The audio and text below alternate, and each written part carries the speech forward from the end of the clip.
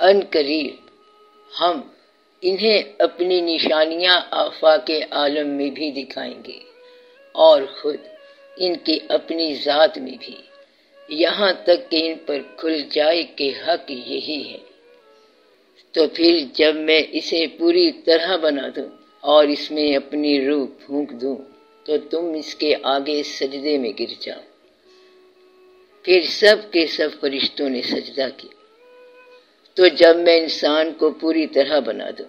کہ اس کے سننے کے لیے کان بنا دوں، اس کے دیکھنے کے لیے آنکھ بنا دوں، اس کے کام کرنے کے لیے ہاتھ بنا دوں، اس کے چلنے کے لیے پاؤں بنا دوں، اس کے سوچنے کے لیے دماغ بنا دوں، اب یہ سب بن گیا۔ لیکن جب کانوں کو سننے کی قوت سماعت مل جائے، جب آنکھوں کو دیکھنے کی قوت بصارت مل جائے، جب وجود کو قوت حرکت مل جائے اور دماغ کو قوت ارادی مل جائے، تب اس کے سامنے تعظیم میں جھک جانا۔ یہ تمام قوتیں کائنات کی اور انسان کے نفس کی، اس کی جان میں رب کی وہ پھونک ہے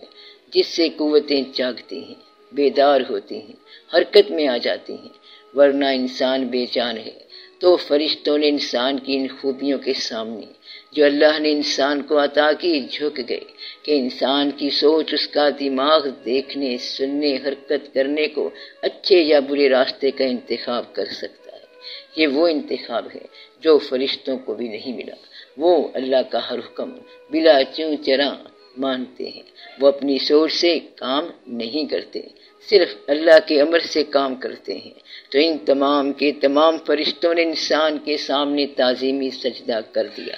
مگر ابلیس نے نہ کیا، تکبر کیا اور کافروں میں سے ہو گیا۔ ابلیس جو کہ جنوں میں سے ہے کہتا ہے کہ میں اسے کیوں سجدہ کروں، یہ تو مٹی ہے، نہ سنتا، نہ دیکھتا، نہ سوچتا، میں تو آگ ہوں۔ تو آگ نے وہ نور نہیں دیکھا، وہ نور کی تجلی نہیں دیکھی جو رب کی پھونک سے آدم میں پھیل گئی۔ وہ اس کے صرف ظاہر کو دیکھ سکتا ہے، باطن آگ کے نصیب میں نہیں، نور آگ کے نصیب میں نہیں۔ تو پھر سب کے سب فرشتوں نے سجدہ کیا، مگر ابلیس نے انکار کیا کہ سجدہ کرنے والوں کے ساتھ ہوتا۔ تو ابلیس سے اللہ نے کہا تو آسمان سے نکل جا، بے شک تو مردود ہو گیا۔ آسمان یعنی شعور، شعور یعنی من یعنی سوچ یعنی غور و فکر یعنی شکر یعنی یاد الہی۔ انسان کے وہ محرکات، وہ اعمال جو نیکیوں کے الٹ چلتے ہیں، جو کل کے خلاف چلتے ہیں، جیسے کہ حسد کی آگ، غصے کی آگ، خواہش کی شدت وغیرہ، جو انسان کو اس کیفیت میں لے جاتے ہیں جہاں سوچ کام کرنا بند کر دیتی ہے اور انسان ایسے کام کر گزرتا ہے جو انسانیت کے ہر قانون کے خلاف ہوتے ہیں۔ اکثر کسی پھانسی کے مجرم کو اگر پوچھا جائے کہ تم نے فلاں کو قتل کیوں کیا تھا تو کہتا ہے کہ اس وقت مجھے ہوش نہیں تھا، میں آپے سے باہر یعنی اپنی حد سے باہر ہو گیا تھا، مجھے سمجھ نہیں آ رہی تھی کوئی فلاں جرم کرتے ہوئے۔ تو یہ وہ اثر ہے جو ابلیس کا ہے کہ اب کچھ نہیں ہو سکتا، کوئی حل نکل ہی نہیں سکتا، ہر راستہ بند ہے کیونکہ اس کا دماغ بند ہو جاتا ہے، سوچ سمجھ کی صلاحیت ختم ہو جاتی ہے۔ تو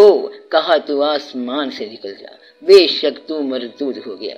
تو اللہ، اس کے سوا کوئی معبود نہیں، زندہ ہے وہ جو ہمیشہ سے اور ہمیشہ سے پہلے کا زندہ ہے، اور جو ہمیشہ اور ہمیشہ کے بعد بھی زندہ رہے گا، وہ جو ہمیشہ سے اور ہمیشہ سے پہلے کا سن رہا ہے اور ہمیشہ اور ہمیشہ کے بعد بھی سنتا رہے گا، وہ جو ہمیشہ سے اور ہمیشہ سے پہلے سے دیکھ رہا ہے اور ہمیشہ اور ہمیشہ کے بعد بھی دیکھتا رہے گا، وہی ہے سب کا تھامنے والا، جس نے اپنی ہر مخلوق کو قائم کر رکھا ہے، انہیں ان کے مطابق صلاحیتیں عطا کر کے، جو حاضر ہے ناظر ہے، نہ اس کو اونگ آتی ہے نہ نیند وہ کیفیت جو دیکھنے، سننے، سمجھنے، عمل کرنے کی قوت کو سلا دے۔ تو اللہ وہ ہے جسے نیند نہیں آتی اور انسان وہ ہے جسے نیند آ جاتی ہے۔ تو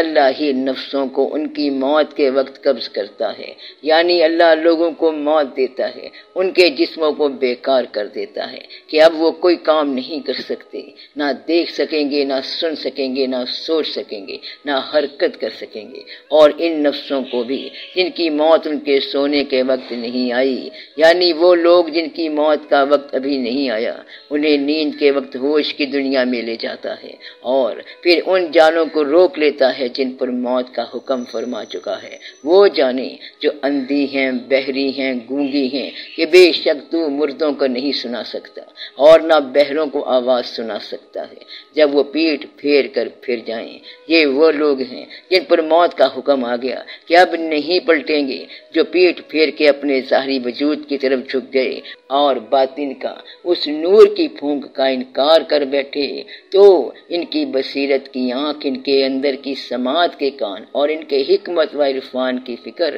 رب نے سلب کر دی ہے۔ اور باقی جانوں کو جو ابھی زندگی کی آزمائش کے دریا میں ہیں، ایک میعاد معین تک بھیج دیتا ہے کہ توبہ کا دروازہ پلٹنے کا راستہ ابھی کھلا ہے۔ تو بے شک اس میں ان لوگوں کے لیے نشانیاں ہیں جو غور کرتے ہیں کہ جب ہم روزانہ نیند کی کیفیت میں اتارے جاتے ہیں تو اس وقت ہمارے اعصاب، حواس، اعضاء تمام بیکار اور بے جان ہوتے ہیں۔ ہم اس حالت میں ہوتے ہیں کہ انسان پر ضرور ایک ایسا زمانہ بھی آتا ہے کہ اس کا کہیں کچھ بھی ذکر نہیں، اور پھر جب میں اسے پوری طرح بنا دوں اور اس میں اپنی روح پھونک دوں تو تم اس کے آگے سجدے میں گر جاؤ، یعنی جب میں اسے جگا دوں تو تم فرشتے، یعنی وہ صفات دیکھنے کی، سننے کی، سمجھنے کی اس کے کام میں لگ جاؤ کہ ہم اس کی آزمائش کرنا چاہتے ہیں۔ بس ہم نے اسے سننے والا، دیکھنے والا بنا دیا، تو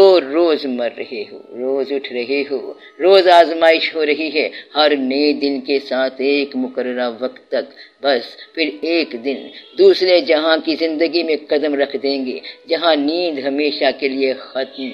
کہ بے شک تو اس دن سے غفلت میں رہا، بس ہم نے تجھ سے تیرا پردہ دور کر دیا، بس تیری نگاہ آج بڑی تیز ہے، اب تمہیں سب نظر آ رہا ہے، کیونکہ اب یہاں نیند نہیں، تم جگا دیے گئے ہو۔ اور زمین میں یقین کرنے والوں کے لیے نشانیاں ہیں، وہ جو اپنے رب پہ، اس کے کلام پہ یقین کرتے ہیں، انہیں نشانیاں دکھا دی جاتی ہیں، کائنات میں بھی اور خود تمہارے نفسوں میں بھی۔ بس کیا تم غور سے نہیں دیکھتے؟ غور کرنے کے لیے شکر چاہیے، شکر کرنے کے لیے نعمت چاہیے، اور اللہ کریم نے تمہیں ہزارہا نعمتیں عطا کی ہیں جو تمہارے ارد گرد بھی موجود ہیں اور تمہارے باطن میں بھی۔ تو کیا تم ان نعمتوں کا شکر ادا نہیں کرتے؟ کیا تم اسے یاد نہیں کرتے؟ کیا تم غور نہیں کرتے کہ تمہیں دکھائی کیسے دے رہا ہے؟ کیا یہ آنکھ جس سے تم دیکھ رہے ہو، اسے تم نے خود بنایا؟ اس میں موجود بینائی تم نے پیدا کی؟ تم تو اللہ کی نعمتوں کا شمار نہیں کر سکتے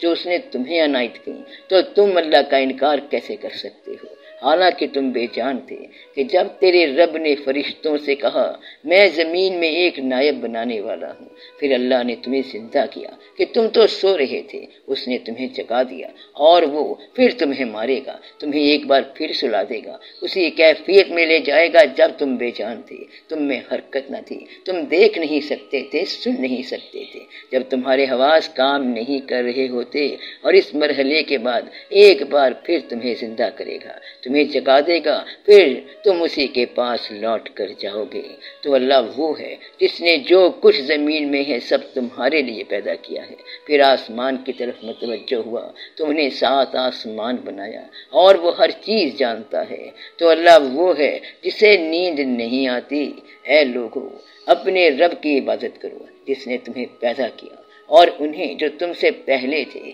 تاکہ تم پرہیزگار ہو جاؤ۔ تو سب کا بھلا، سب کی خیر،